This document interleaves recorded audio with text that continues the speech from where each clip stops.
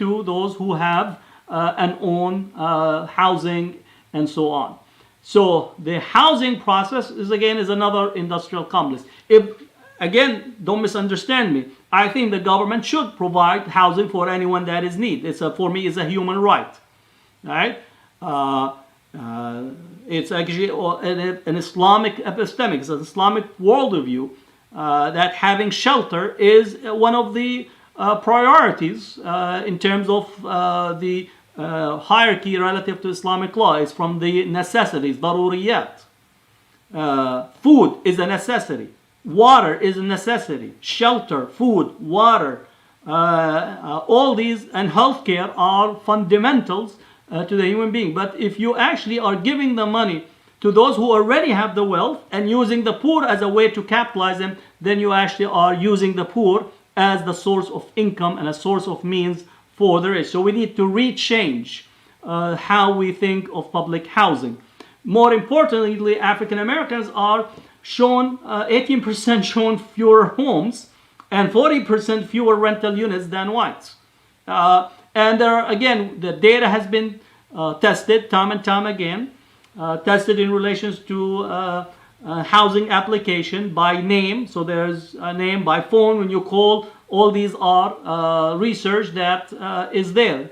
Psychologists, psychiatrists, racial individuals who do work on race and racism and racialization. Interesting enough for Muslims, your name is one of the biggest tools of what you call regulating and not giving you opportunity. So sending the similar resumes and similar application will get you to actually not get whether the house or a job and so on. So you need to understand racism, but it seems that we actually completely, once it comes to African Americans, we put on the Eurocentric blindness and completely act as we are living in a colorblind society and not actually understand what is taking place.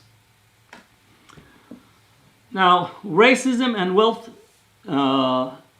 here I consider to be structured dispossession over a long period of time. From the 1930s through the 1960s, black people across the country were largely cut out of the legitimate home mortgage market.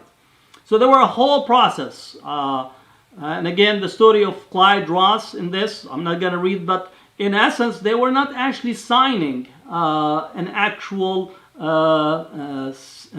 purchase contract. They were actually being almost completely taken to the cleaner as a result of these contracts, and they did not also get the title to the deeds. Today, the different ways of this process is these pernicious lendings that takes place in many of African American communities, or check cashing services, all these, or day loan or paycheck loan, all these are structured perniciously to actually shake the pocket of those who are at the margins of the margins and yet again dispossess them. Again, I think it's very important for us to understand this is the part and parcel of the structure. So when immigrants today, like myself and others, look at African Americans and say, well, we made it in here, how come they can't pull themselves? I made it by my own sweat. In part is correct, but in part you did not have 300 to 400 years of structured dispossession of a process that actually not only wanted to eliminate you, but actually prevent you from having any possibility of success, which is continuous till today. That's a profound difference in there. Racism and redlining in private public. This is the redlining in Chicago, where it shows homeowners, loan corporations, how the map tracks where African American community. Again, this is science where we actually point by zip code the type of pernicious racism that you face. It's not rocket science. Rocket science is actually not as difficult possibly as this, because in here you get people's attitude and opinions, not understanding what is taking place on a regular basis. Surveillance, racism and surveillance, technologies and systems of control. Black drivers are 30% more likely to be pulled over. And for those here in the Bay Area, we know that San Jose, in terms of the data, who is being pulled over. In New York, we know the whole walking while black and stop and frisk. This is just a norm in this country. I look at it this way. An African American or a black person in America, you walk on the street, you die. You drive in your car, you die. You watch your TV in your own home, you die. You actually run to exercise so you could actually take care of your health, you die. You go to school, you get beaten and you die. So it raises the question, even again, as a police officer, African American police officer with your own counterpart, and you are on the job, you get shot and you die. At what point do we understand the overwhelming structure that racism is there, and we need to stop actually becoming tools of rationalizing this? So increasingly, again, racism and surveillance. You talk to Muslims about surveillance of the mosque and CVE, counter-violent extremism, and they immediately get it. But when you talk about surveillance and how the African Americans, they begin to use all types of rationalization that in essence itself is at the core of racism. Healthcare. One study found that 67% of doctors have a bias against African American patients. So again, racism writes the death certificates for me. Cause of death is racism. Because when you go to the doctor should attend to you because you're a human being that needs to be examined and needs to be given the proper attention. But we have differentiated healthcare. Not all human beings are treated equally. Not every disease is equal. And for those who are looking at the COVID-19, understand how healthcare, in essence, have facilitated through the history of neglect and the history of racism that end up in some cities, 60% of those who died from COVID-19 are African American. This is a cumulative. Racism itself is a healthcare issue. Racism just structurally undo the cell level that you have, and it just literally undo your human capacity to be within the world. So I say healthcare death certificates, cause of death should be written and is written. Racism, another way, cause of death is black, meaning being black. You are written in America and other parts of the world, in UK and Netherlands and so on, and even some of the Arab world as well, Muslim worlds. I'm not absolving anyone. That is a cause of death, and we need to confront it. Now, I know I'm taking some time, but again, I'm recording this, and hopefully we'll put it on Facebook and come back and have a discussion. These are what I consider to be racist frames to justify racism. I enumerate 15 of them, but definitely there are more. There is omission and erasure of history. That's a frame to justify racism. And again, this is part and parcel. Miseducation is a justification for racism. One of the biggest one, blaming the victim, and we're gonna see time and time again, every time that an African American gets killed by the police, it becomes that we have a whole talking heads and a whole period of actually blaming the victim. We'll try to get their DNA 7 generation past in order to understand, to make sure to actually get the police officers who shot them to be actually exonerated, and they become the victim. So again, blaming the victim, and again, Muslims also engage in that. So you need to be very clear about it. Media misinformation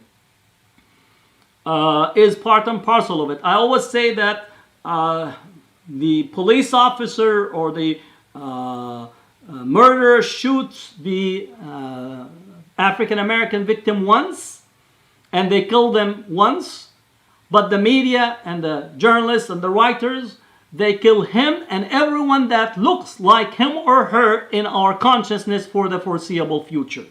And that for me is, again, is the murder that commits to our own mind, because when we look at another African American, we are no longer looking at a human, but we're looking at a possible target for another police shooting. So we need to be very clear of how need to take these media and media misinformation in there. Reinforcing stereotypes, so you get all types of nonsense. And I'm sorry to say nonsense, because even nonsense sometimes have some validity. And here, enforcing stereotypes, you get to that to be employed. Cultural explanations, we begin to actually speak about how the African American culture is different. Well, every culture is different, but this is also cultural racism begins the avenue.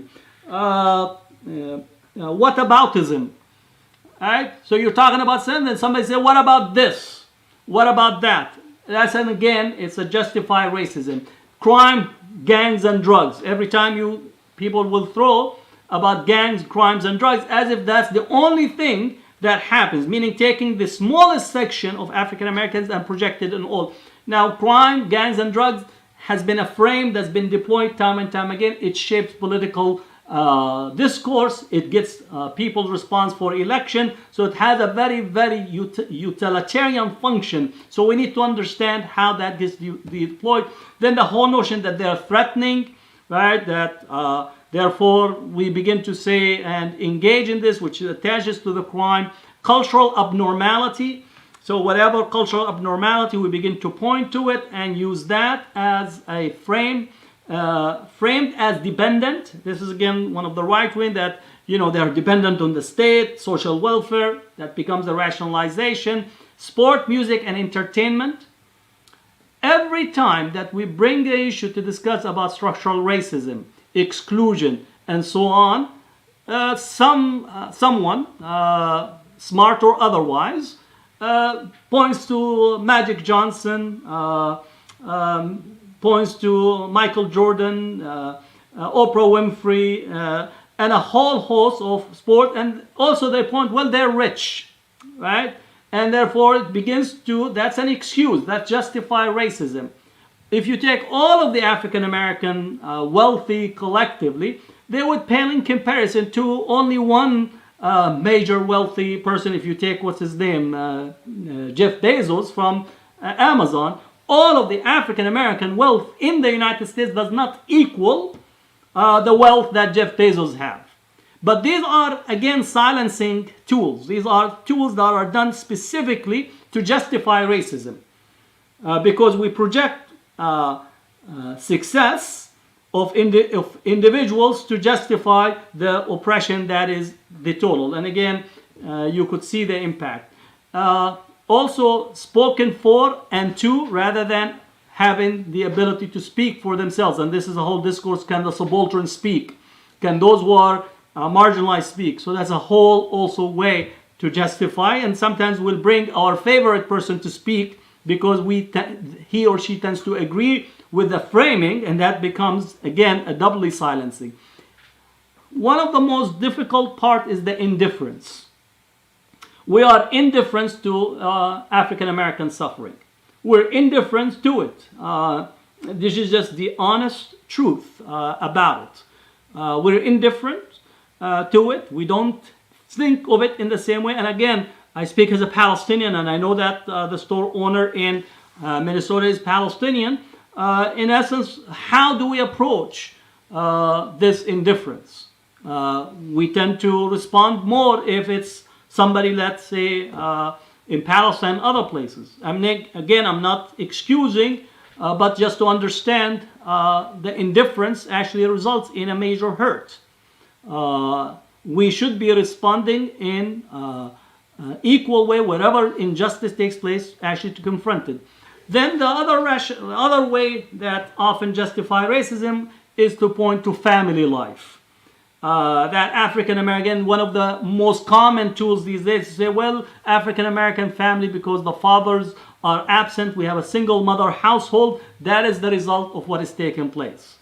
Now let me connect in here. If you already take African American men to jail, 1 in 3, and then you cause the single mother household to be left alone there, then you blame the single mother household for whatever consequences that takes within society. This is a crime not only against the family and the single mother who is actually working maybe 2 or 3 jobs to take care of her child, but also the police is not helping, the fire department is helping, the school is not helping, the community is not helping because they're not coming to take care of the child. It takes a village to actually to raise a child. So if you are complaining about what is taking place, then why don't you step forth and actually give us your wisdom, solution, resources to address this. But what is being done in here is very sophisticated. It's a very sophisticated justification for racism,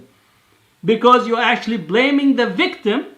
And I know that some Muslims begin, well, you know, it's not halal, these are this and this, and they become to call, what you call, use Islamic law and their proclivity to understand Islamic law in order to silence and blame the victim. So again, for me, this is one painful part of what I consider to be ultimate ignorance and ultimate blaming of the victim in this sense. And what we need is to confront it on a regular basis wherever it rears its ugly head, because it is actually very offensive, and it's also structurally cause pain for the society in general. Now, equality is not equal. What we should be calling is equity and liberation. And I like these images because, again, they point to equality is you give everybody the same size box for them to watch or engage in the world. But equity actually addresses the particular need that are there for different individuals, different communities. In Islamic law, again, this is the concept of istihsan, that actually trying to address something because you see there is a greater benefit to be had. But also, equity is different than liberation. Liberation is actually a step further, where you remove the barriers that actually creates these boundaries. So for me, that challenging and confronting racism with Islam in a systematic way is to actually call for liberation, which is La ilaha illallah. I argue that racism today is one of the ilahs, one of these divine projections that we put, and we use all types of tools to rationalize it. The problem we all live with is 1964 painting by Norman Rockwell, an iconic image of the civil rights movement in the United States. I try always to use this. The problem we all live painting depicted the story of Ruby Bridges, born September 8, 1954, and was the first black child to attend an all-white elementary school in Louisiana. November 14, 1964, she attended William Frantz Elementary School. There was a white backlash, which is the same white backlash. So again, for those who are just watching the national picture today, where white backlash coming with all types of weapons and nobody confront them. White parents pulled their children out. All teachers refused to teach while a black child was enrolled. Only one person agrees to teach Ruby, Barbara Henry from Boston, Massachusetts. And for over a year, Henry taught her alone, as if she were teaching a whole class. Ruby Bridges, every morning as Bridges walked to school, one woman would threaten to poison her. So again, just think of a child 6 years old being taunted in the same way that today people are still doing the same, but they're doing it through Twitter, Facebook, and all types of tools that are there, the same type of effect. Because of this, the U.S. Marshals dispatched by President Eisenhower, who were overseeing her safety, allowed Ruby to eat only the food that she brought from home. Another woman at the school put a black baby doll in a wooden coffin and protested with it outside the school. A sight that Bridges Hall has said scared me more than the nasty things people screamed at us. Ruby Bridges At her mother's suggestion, Bridges began to pray on the way to school, which she found provided protection from the comments yelled at her on the daily walks. So again, just think of, put yourself in 6-year-old. The story of Ruby Bridges. Child psychiatrist Robert Coles volunteered to provide counseling to Bridges during her first year at France. He met with her weekly in the Bridges home, later writing a children's book, The Story of Ruby Bridges, to acquaint other children with Bridges' story. It was made into a movie. So the problem we all live with is still there. And the attacks on churches, African Americans, the continued dehumanization is still with us. And I would like to say to look at the anger, because many people these days will begin to come out and engage in critique of what is occurring, the burning of the buildings, the anger that is in the street. And I like this that is put out. You just don't understand why I am so angry. I'm not mad because of slavery. I'm not upset about separate water fountains or civil rights. I'm not worried about white hoods burning crosses in my yard. I am mad that you follow me around stores because you think I am a thief. I'm upset that you arm yourself against me and hold your purse tighter when I walk by. I am worried that I will have to prepare my children and tell them that they will be hated, feared, and demonized for absolutely no logical reason at all. It is not the past that saddens me, it is the future. So again, for us to reflect upon, because we're often are trying to ask the African Americans why you're so angry, rather than to try to say what is the source of the anger. And I will conclude with this, because in the next few days, weeks, there is going to be a whole discourse among Muslims, focus on all types of issues, textual and otherwise. I believe that Islam is a voiced and acted upon tradition. I believe that al-ilm wal-amal, meaning knowledge and action. Our sacred text is Al-Quran, that which is read, recited, repeated. The prophetic tradition, hadith, that which is engaged in conversation or spoken and narrated. And at the foundation of our tradition is adab.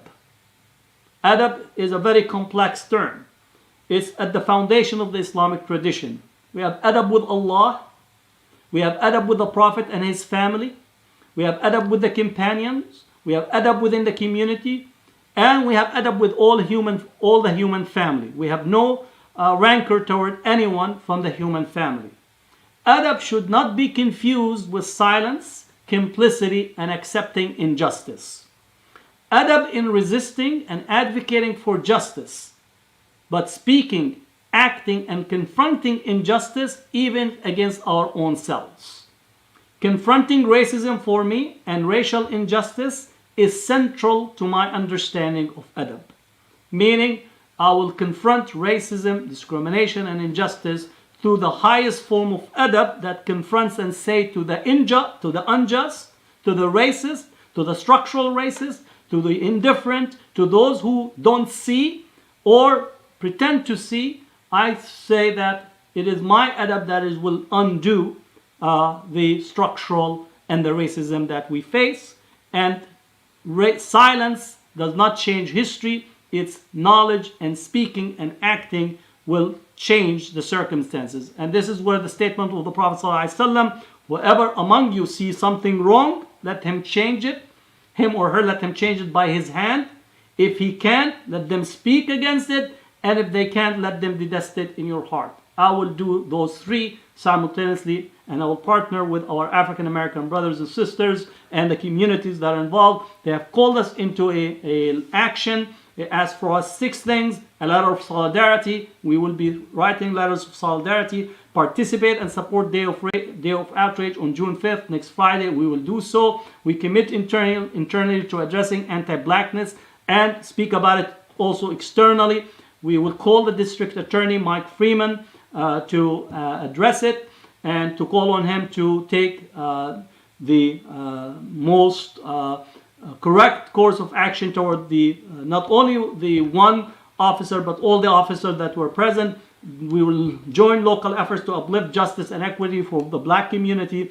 And July 4th, Cali Muslims ride out against anti-blackness and police violence. So these are the asks, and we look forward, inshallah, to continue to work. Sorry for taking a lot of your time, but you did not want a 15-second engagement on such a monumental, important piece. I wanted for us to have a serious conversation. If I may add a couple of minutes on this, I do really want to urge us to confront the extensive presence of Muslims in African American inner city in relations to liquor stores and businesses without partnering with African Americans and actually undoing the historical legacy and the continued structural aspect of racism. We need to actually address this and confront it. I know in the Bay Area as well as other places in the country, the interaction and the entry and the point of contact between African Americans and Muslims, unfortunately, is at the counter of a liquor store.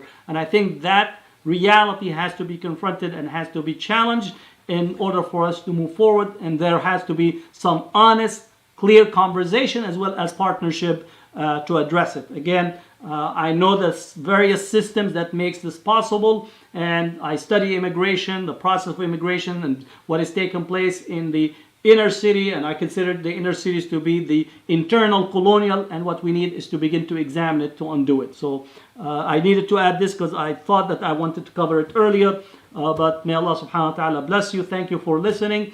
Thanks for MCA for hosting this talk. So we're going to conclude with this, but I'm going to continue and look at any of your questions on my own Facebook. So if you have questions, if you have conversation, I will shift immediately to my own Facebook to see what questions you have, so for us to have a continued conversation. And I will post this also as a talk at your page. And if you need access, please contact me, and I'll be more than happy to share some of my slides for you. This is a collective effort, and I also encourage you to actually seek African American community leaders, African American organization, Muslim Anti-Racist Collective is very, very important. Lighthouse here in Oakland with Brother Sundiata. Also make sure to connect with Imam Abu Qadir Amin, Imam Shuaib in East Oakland, Imam Abdul Malik Ali. So we really need to make sure that we actually have a community-wide response. It's our collective effort, and it's not sufficient for people just to quote Malcolm and then go out and be in the suburbs. You want to quote Malcolm, then walk like Malcolm and act like Malcolm and make transformative change like Malcolm. So Jazakumullah khair. If anything that you felt you took offense, I ask for your forgiveness, but I wanted to share with you my honest feelings and my honest perspective, and may Allah subhanahu wa ta'ala forgive me for any transgression, and may Allah subhanahu wa ta'ala make it possible for us to actualize the sunnah and the tradition of the Prophet sallallahu alaihi wasallam. Assalamu alaikum, and look forward to seeing you again.